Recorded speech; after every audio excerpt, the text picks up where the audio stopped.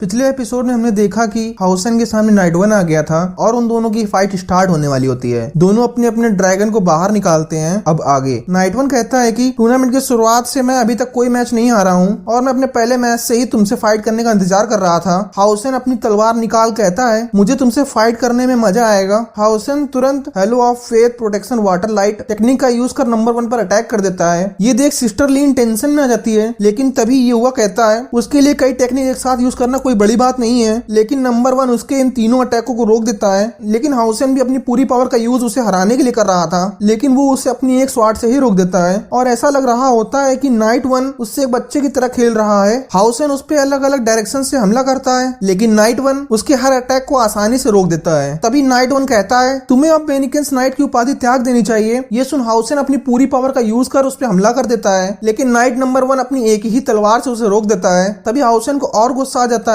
और तभी वह आग का एक वर्लपूल क्रिएट कर देता है। ये देख सभी हैरान हो जाते हैं क्योंकि उन्हें इस टेक्निक के बारे में पता नहीं होता है, लेकिन कुछ नाइट उस टेक्निक के बारे में समझ जाते हैं कि ये सीक्रेट टेक्निक है। इस टेक्निक के अंदर ऑपरेशन और किलिंग का ओरा होता है और एल्डर भी इसे हैरानी से खड़े होकर देख रहा होता है और वह समझ जाता है कि ये किलिंग स्वॉर्ड वॉर्टेक्स टेक्निक है और ये एक मास्टर क्विंकी की बनाई हुई तकनीक है। लेकिन अभी हाउसन की स्पिरिचुअल पावर अधिक नहीं है, तो इस कारण ये अपने पीक पर नहीं है। तभी नाइट नंबर वन उसे तोड़ने की कोशिश करता है, मगर वो उसे तोड़ नहीं पाता।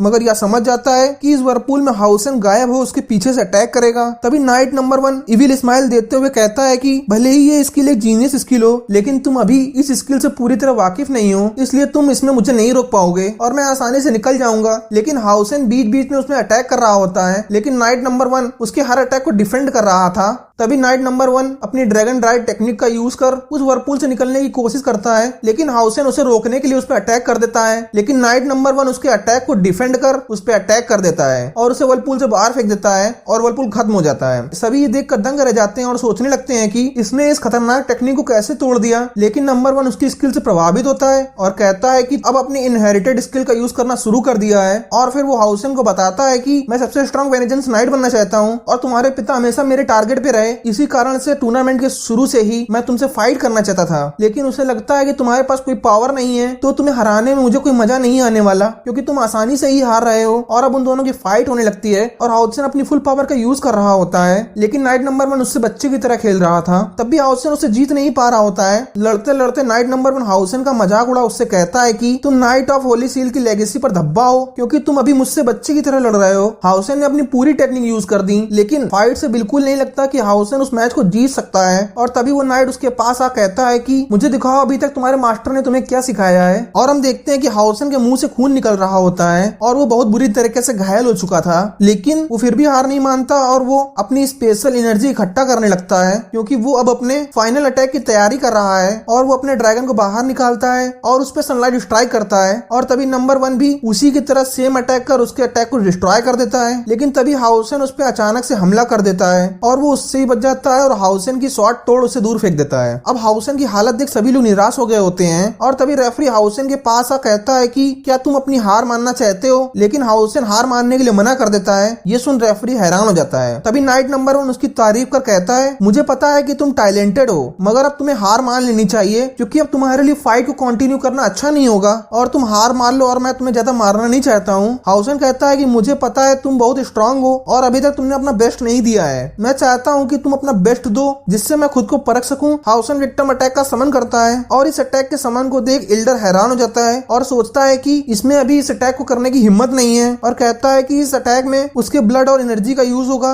और अगर उसने इसका ज्यादा यूज करा तो उसकी जान भी जा सकती है। तभी एल्डर उसे रोकने के लिए खड़ा होता है, लेकिन वो रुक जाता है क्योंकि ये रूल के खिलाफ है। अब हाउसन के पास बहुत सारा मर्डरस ऑरा आ जाता है। ये देख नंबर वन भी अपने को तैयार करने लगता है और उनमें फाइट शुरू हो जाती है और नाइट नंबर वन को यह पता चल जाता है कि उसकी तलवार अगर उस पर टच भी हुई तो हाउसन उस मैच को जीत जाएगा और वो उसके अटैक को डिफेंड करने लगता है। लेकिन उसे इसको डिफेंड करने में बहुत दिक्कत हो रही होती है और अब हम देखते हैं कि मुकाबला बराबरी का हो गया होता है, जिसमें कभी हाउसन उसे पीछे धकेलता और कभी नाइट उसे पीछे धकेलता। लेकिन हाउसन की हालत बहुत खराब हो गई होती है और नाइट नंबर उसे कहता है कि रुक जाओ वरना तुम्हारी स्पिरिचुअल पावर ही तुम्हारी जान ले लेगी। लेकिन हाउसन नहीं रुकता और इस विक्टिम अटैक से वर्लपूल क्रिएट कर उस पर हमला करने के लिए तैयार हो जाता है और इसी के साथ ये एपिसोड समाप्त हो जाता है। अगर आपको हमारा एक्सप्लेनेशन अच्छा लगा हो तो हमारे चैनल को सब्सक्राइब करना मत भूलिएगा। मिलता हूँ नेक्स्ट एपिसोड के साथ।